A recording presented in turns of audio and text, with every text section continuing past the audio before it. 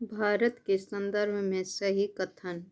संसार का लगभग 2.4% क्षेत्र भारत के अंतर्गत आता है। कर्क रेखा देश के बीच से गुजरती है, जो अक्षांशीय विस्तार को 2 बराबर भागों में बांटती है। भारत के बारे में सही कथन है। तो यह स्थल मंडल के कुल क्षेत्रफल का लगभग 2.4% भाग अधिकृत किए हुए हैं। 82.5 डिग्री पूर्वी देशांतर का उपयोग भारतीय मानक समय को निर्धारित करने के लिए किया जाता है। क्षेत्रफल की दृष्टि से भारत का विश्व में स्थान है 7वां। भारत का क्षेत्रफल विश्व का लगभग 2.4% है, परंतु इसकी जनसंख्या 17.5% है। जनगणना 2011 के अनुसार भारत में गांव की संख्या 6,40,932 है। जनगणना 2011 के अनुसार। सही सुमेलित कीजिए। भारत का कुल क्षेत्रफल 3.28 मिलियन वर्ग किलोमीटर है। भारत का अक्षांशीय विस्तार 8.4 डिग्री उत्तरी से 37.6 डिग्री उत्तरी अक्षांश। भारत का रेखांकीय विस्तार 68 डिग्री 7 से पूर्वी से 97.25 डिग्री पूर्वी देशांतर। भारत में राज्यों की संख्या 28 31 अक्टूबर 2019 से। भारत के लिए सत्य कथन है। भारत विश्व का 7वां बड़ा देश है। भारत जनसंख्या की दृष्टि से विश्व का दूसरा नहीं है दोस्तों, अब ये पहला हो गया है। अब चीन भी पीछे हो गया है। इसकी भूमि सीमा का विस्तार लगभग 15,200 किलोमीटर है। सर्वप्रथम सूर्योदय इसके अरुणाचल प्रदेश राज्य में होता है। अक्षांशीय विस्तार अब देखिए। अक्षांशीय विस्तार भारत विस्तृत है 6 डिग्री 45 मिनट उत्तरी अक्षांश से 37 डिग्री 6 मिनट उत्तरी अक्षांश।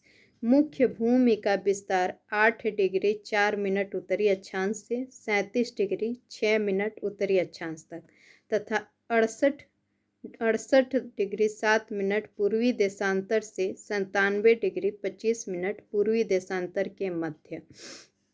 राजस्थान, पंजाब, हिमाचल, जम्मू कश्मीर में से किस एक से होकर सिक्किम से गुजरने वाली अक्षांश रेखाएं गुजरती हैं?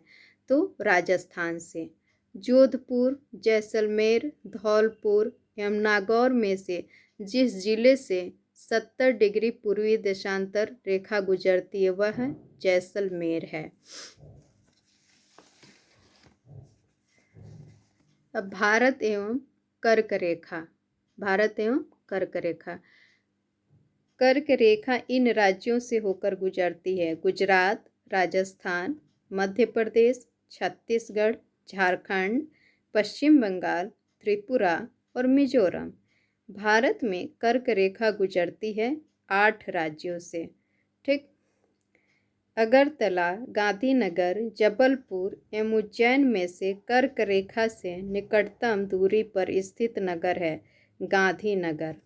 दिल्ली, कोलकाता, जोधपुर तथा नागपुर नगरों में से कर्क रेखा के निकट है तो कोलकाता है। भारत को लगभग बराबर भागों में विभाजित करने वाला अक्षांश है तो 23.5 डिग्री उत्तरी अक्षांश कर्क रेखा। ठीक। अब झारखंड, मणिपुर, मिजोरम तथा त्रिपुरा राज्यों में से कर्क रेखा के उत्तर में स्थित भारतीय राज्य है तो मणिपुर। हैदराबाद, चेन्नई, भोपाल तथा दिल्ली शहरों में से जून माह में दिन की अवधि अधिकतम होगी दिल्ली में। जबलपुर, अहमदाबाद, उज्जैन एवं वाराणसी में से कर्क रेखा में सबसे निकटतम शहर है जबलपुर। जबलपुर, अहमदाबाद, उज्जैन एवं वाराणसी शहरों में से कर्क रेखा के से सबसे निकटतम शहर है जबलपुर। माही, चंबल तथा नर्मदा में से कौन कर्क रेखा को दो बार पार करती है? तो माही नदी। अब मानक समय जब भारतीय मानक समय के यामोत्तर पर अर्धरात्रि है, एक स्थान पर सुबह का 6 बजता है, उस स्थान की अवस्थिति जिस यामोत्तर पर है वह है तो 172 डिग्री 30 मिनट पूर्वी देशांतर।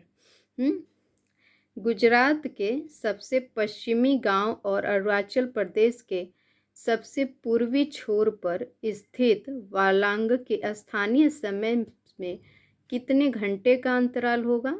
तो 2 घंटे का। सत्य कथन है, औरंगाबाद का अक्षांश बड़ौदा व पुणे के अक्षांश के बीच है। चेन्नई की तुलना में बेंगलुरु की अवस्थिति अधिक दक्षिणावर्ती है। रीवा, सागर, उज्जैन तथा होशंगाबाद शहरों में से भारतीय मानक समय देशांतर के निकट शहर है तो रीवा है। यदि भारतीय मानक समय के अनुसार पूर्वाह्न के 10 बजे हैं तो 92 डिग्री पूर्वी देशांतर पर शिलांग का स्थानीय समय होगा तो 10.38 पूर्वाह्न होगा। यदि भारतीय मानक समय यामोत्तर पर मध्याह्न है तो 120 डिग्री पूर्वी देशांतर पर स्थानीय समय होगा तो 14.30। आंध्र प्रदेश, छत्तीसगढ़, महाराष्ट्र तथा उत्तर प्रदेश राज्यों में से भारतीय मानक समय की यामोत्तर नहीं गुजरती है तो महाराष्ट्र से नहीं गुजरती है। नागपुर, दिल्ली, पटना और इलाहाबाद में से भारतीय मानक समय की देशांतर रेखा 82.5 डिग्री गुजरती है तो प्रयागराज, इलाहाबाद से।